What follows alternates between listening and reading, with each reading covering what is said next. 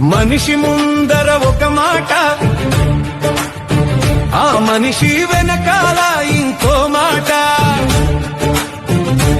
అవసరం ఉంటే ఒక మాట,